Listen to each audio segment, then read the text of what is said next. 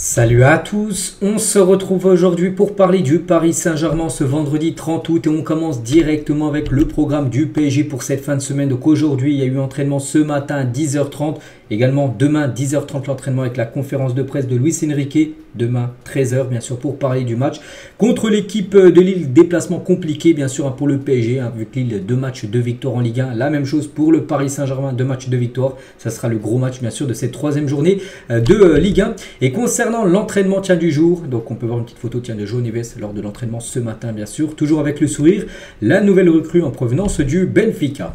Concernant le programme, donc j'ai dit, donc là il est où le match à Lille, le PSG, après il y a la trêve, mais après bien sûr il y a pas mal de matchs, Reims, Rennes, Nice, Strasbourg et Marseille, mais on pourra rajouter également les matchs de Ligue des Champions, parce que regardez, 17, 18 et 19 septembre, donc là entre le match de Brest et Reims, il y aura la Ligue des Champions tout simplement, et même là regardez, le 1er 2 octobre, voilà, entre le Rennes et Nice, on rajoutera la Ligue des Champions. On connaît déjà bien sûr les adversaires du côté de Paris, mais on connaîtra le calendrier officiellement. Voilà, les programmes de chaque club seront dévoilés ce samedi demain, donc on connaîtra qui sera le premier adversaire du PSG. On peut voir à chaque date, n'oubliez pas que ça ira jusqu'au 29 janvier, la dernière journée.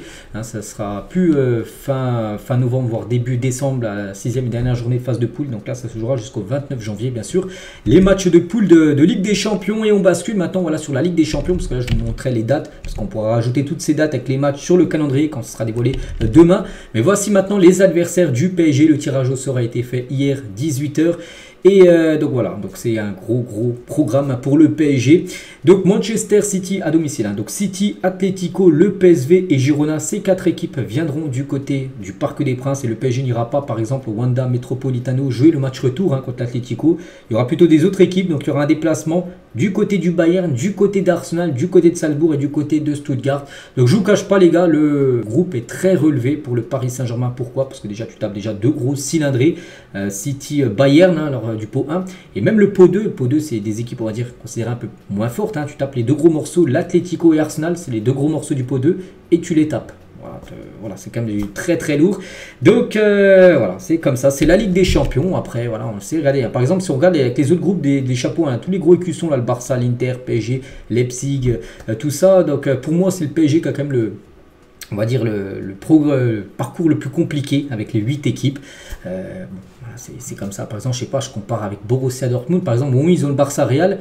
En pot 2, donc le PSG tape donc l'Atlético Arsenal, donc Dortmund tout en haut à droite tape le Shakhtar et Bruges. Bon, voilà, c'est un peu plus à l'abordable, enfin mieux que Atlético et Arsenal, on est d'accord. Donc voilà, bon, c'est la Ligue des Champions, ils vont me dire, c'est la LDC, voilà, si tu veux gagner la LDC, il faut gagner les meilleurs. Oui, c'est vrai, mais bon, voilà, toujours des parcours un peu compliqués comme ces dernières années. N'oubliez pas la saison dernière, le groupe de la mort avec Newcastle, Dortmund et AC Milan. Donc là, c'est à peu près la même chose pour le Paris Saint-Germain. Donc la réaction de Nasser, parce que les supporters du PSG savent que ce sera un groupe très relevé, bien sûr. Et Nasser le sait aussi, on peut voir qu'il est un petit peu choqué. Il sait que ça va être compliqué, mais bon, pas non plus impossible, surtout pour le PSG. Rien n'est impossible. Et nous sommes très motivés pour cette compétition. Et il dit, je pense que nous avons le tirage au sort le plus difficile des équipes du pot 1. Je suis totalement d'accord avec lui. Mais tout le monde est vraiment très motivé. Moi, le premier, par cette épreuve et ce format. C'est que ce format, pour moi, il me hype à fond. C'est-à-dire, vraiment, il me donne envie. Parce qu'il y a plein de grosses affiches, bien sûr. Puis voilà, c'est magnifique déjà d'avoir des matchs comme ça. En plus, c'est un match à domicile en plus. Voilà, voilà, c'est fou. Et on va avancer match après match. Il va falloir être prêt. L'objectif, jouer chaque match avec le meilleur style. Tous ensemble aujourd'hui. Tout le monde peut marquer. Tout le monde défend. C'est le style que l'on adore. Et il y a quelqu'un qui lui posait aussi une question. Parce que là, il a réagi par rapport au tirage au sort, mais aussi par rapport au mercato qui se finit ce soir. Quelqu'un lui a dit, mercato, est-ce qu'il va y avoir une signature ou deux avant ce soir minuit, il a dit. Et aussi, on est une équipe pour le futur. Tout le monde est très motivé, très engagé dans ce projet. Et tout le monde est content. En gros, il dit que voilà, on est bien aujourd'hui, on a le groupe qu'il faut. Peut-être qu'il travaille sur d'autres d'autres joueurs, mais il dit que même s'il n'y a pas d'autres recrues, le groupe est déjà très bien actuellement. Bon, chacun son point de vue par rapport à ça. Donc voilà, pour revenir les gars sur les matchs de Ligue des Champions, donc j'ai dit, il y a 8 adversaires différents. Donc en gros, tu peux prendre jusqu'à 24 points, on est d'accord, si tu gagnes chaque match. Donc 8 x 3, ça fait 24. Donc si tu as 24 points, donc regardez, en gros, ça se fait comme ça, là, avec des couleurs. Donc c'est simple, là, c'est les 36 équipes. Bon, il n'y a pas le nom des équipes, mais voilà, c'est de 1 à 36. Donc tout en haut 1, donc c'est marqué max, on peut voir 24, donc en gros maximum, donc si tu as 24 sur 24, tu finiras tout en haut de ce classement. C'est une poule unique en gros, donc le mieux c'est de finir tout en haut, donc si tu finis de la première à la 8e position, en gros tu es directement qualifié déjà pour les 8e de finale. C'est comme tu avais fini premier de poule lors de la dernière édition et du coup tu reçois lors du 8e de finale retour, donc c'est toujours un petit plus. Hein. Donc si tu finis, donc là il faut avoir à peu près entre 24 points le max, hein. Si tu as 24 points, si tu as gagné tous tes matchs, tu es sûr de terminer bien sûr dans les premières positions. Et là on peut voir jusqu'à 18 points, il faudra toujours regarder la colonne du milieu, hein, 18, donc c'est dire si tu as fait à peu près 6 victoires, à peu près 5-6 victoires sur les 8 matchs, hein, je vous parle. Donc voilà, après si tu finis de la 9e à la 24e position, donc là il y a 8 équipes et là il y en a 16 en gros, donc là il y aura, c'est des 16e de finale. Avant, il n'y a pas de 16e de finale, là, il y en aura. Donc, en gros, ça sera les 8 premiers là, contre les 8 là. Et du coup, ça sera un match, voilà, match double confrontation. Voilà. Donc, le 9e jouera contre le 24e, le 10e contre le 23e. Et du coup, l'équipe qui s'imposera, voilà, il sera qualifié et finira en gros, c'est comme s'ils avaient fini 2e de poule et affrontera après, bien sûr, ces équipes-là qui ont fini en première de leur poule, on peut dire, sur l'ancien format. Donc, si tu finis de la 25e position, c'est-à-dire que tu as pris seulement 10 points à peu près, hein, 10 points sur 24, donc tu as enchaîné peut-être 3 victoires, 1 nul sur 8 matchs, et ben voilà, de la 25e à la 36e position, tu es éliminé. La Ligue des Champions, il n'y a pas de tes reversants en Europa League, tout ça. Donc, voilà, ce programme, les gars. Donc, il y a les playoffs, il y a t'es directement qualifié et là, tu es éliminé. Donc, pour vous, il y a eu un sondage où se situera le PSG en Ligue des Champions lors de la dernière journée.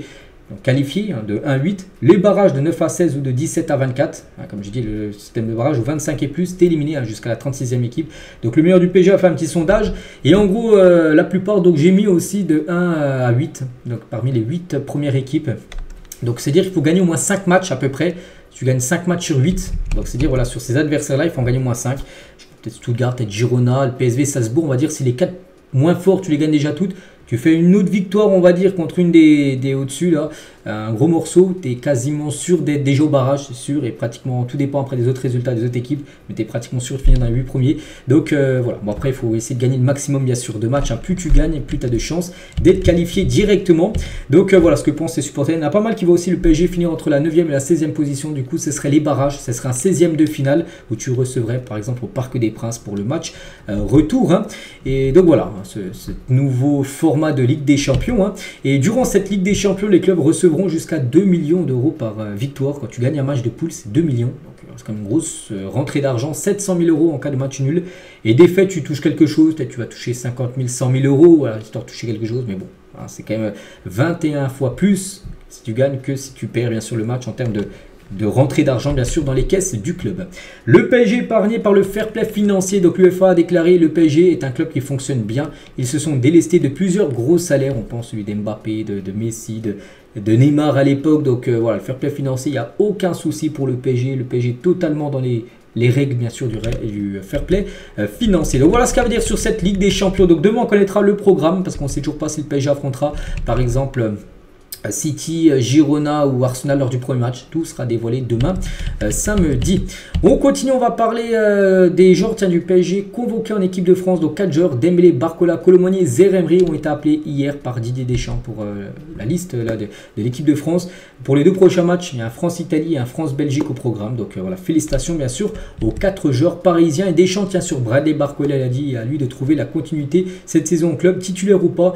Il faut surtout être décisif pour marquer et faire marquer. Il avait ces qualités-là et à lui de continuer à les développer et de les maintenir. Hein. Il a été un titulaire indiscutable, vous mettez les termes. Il a commencé des matchs à l'Euro, il a le potentiel. Quand je le prends à l'Euro, c'est parce que je sais qu'il peut nous apporter dommage, hein, parce qu'il a très mal géré Barcola. Les gars, pendant l'Euro, il n'a pratiquement pas fait jouer. Il a fait jouer une fois contre la Pologne où il avait été le meilleur joueur du match. C'était le premier à sortir, je me souviens, lors de ce match-là. Mais il a très mal géré Barcola. Les gars, il a dû jouer beaucoup plus lors de cet Euro. Voilà, Deschamps et ses choix, on sait, c'est souvent très bizarre. Donc voilà, félicitations à Barcola de nouveau, on va dire appelé. Et concernant la liste des espoirs, un joueur du PSG, Désiré Doué, nouveau joueur, on peut le voir là au milieu, là, sur cette ligne là. Désiré Doué, appelé hein, avec les espoirs par Gérard Batic, le nouveau sélectionneur, hein, c'est plus Thierry Henry. Du côté du Maroc, Achraf Hakimi convoqué avec le Maroc en vue de cette trêve internationale. Donc voilà, concernant les joueurs du PSG appelés là pour la trêve qui aura lieu semaine prochaine. On bascule maintenant sur le mercato. Ce soir minuit, c'est fini. On va aller rapidement et quelques infos déjà sur des joueurs qui vont quitter le club. Juan Bernat est sur le point de quitter le PSG, de rebondir à Villarreal. Pourtant, on pensait plutôt à Valence, ce serait plutôt Villarreal. Un accord devrait être trouvé avant ce soir minuit. Ce soir minuit, c'est fini, le mercato. Donc là, quand je fais la vidéo, il est 11h26 exactement. Donc ça soit se fait dans l'après-midi, soit en début de soirée, soit... Sinon après c'est fini, mais il devrait bien partir. Il devrait partir à Villarreal. Concernant le jeune Ismaël Garbi, il devrait quitter le PSG pour rejoindre l'équipe de Braga. Un accord a été trouvé entre les deux clubs pour un transfert de 5 millions d'euros, plus une clause de rachat voilà, pour le PSG. Donc là, ce ne serait pas un prêt, ce serait une vente définitive. Bon, après, le PSG mettrait quand même une clause de rachat. Le PSG, d'ici 1 ou 2 ans, peut toujours le faire revenir. Donc voilà, il devrait signer à Braga aujourd'hui. Concernant Milan Skriniar, donc il y a Al Nassr qui poussait pour l'avoir. Il a dit non. Al Nassr, du coup, Al Nassr va recruter plutôt Mohamed Simakan.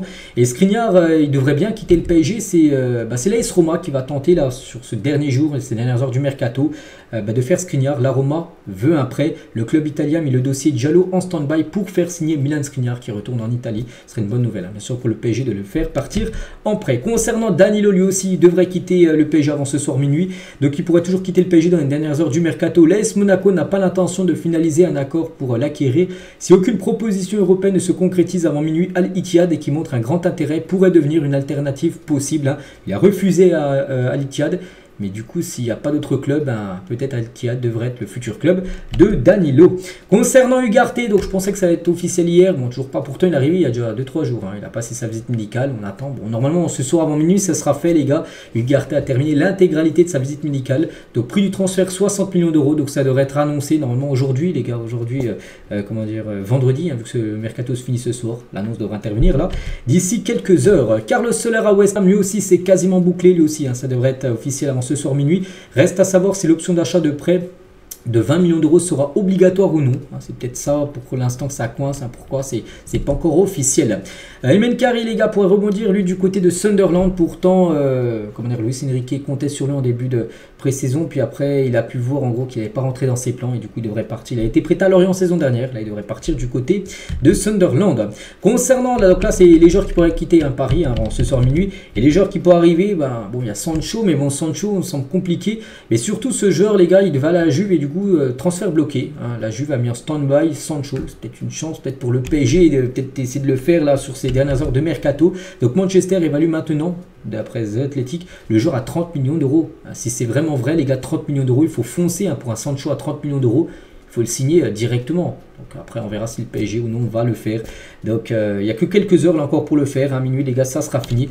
S'il n'a pas signé, il ne rejoindra pas le Paris Saint-Germain. Et voilà, vraiment pour... parler bien sûr de ce mercato, désolé, donc parler français avec cet effectif, peut-on bien figurer dans toutes les compétitions? Bon, Ligue 1, je pense que ça va le faire. Avec la Ligue des Champions, on en parlait tout à l'heure des poules, tout ça. Oui, totalement, avec l'effectif, ça va le faire. Ou non, c'est chaud, hein, à peu près 3000 votes. Et c'est vraiment du 50-50, hein, 50,4% non, c'est chaud. Il faut encore recruter 1 voire 2 joueurs. Et oui, totalement, l'effectif est bien avec 49%. Moi, j'ai mis non, c'est chaud. Je pense qu'il faut recruter 1 ou 2 joueurs. Je pense... si Skriniar quitte le club, à Thomas Arrojo, le défenseur, et Sancho. Hein, voilà, là, ce soir, s'il y a Arrojo et Sancho qui ont signé les deux au PSG, vraiment, je serais content. Mais là, s'il n'y a pas d'autres recrues, si avec tous les départs que j'ai parlé tout à l'heure, pour moi, ça, attention, les gars, c'est très long à la saison. Il y a la Coupe du Monde des clubs aussi en fin de saison dernière. Je pense que c'est un peu juste. On verra, les gars, on verra. Verdict ce soir à minuit pour savoir la fin de ce mercato parisien. On espère 1 voire 2 recrues supplémentaires. Donc voilà, les gars, ce qu'il y a à dire aujourd'hui. J'espère que ça vous a plu. On se retrouve demain pour faire le point, déjà du mercato. Et on parlera aussi du calendrier, bien sûr, qui sera dévoilé, le calendrier du PSG pour la Ligue des Champions. Bonne journée à vous et à demain.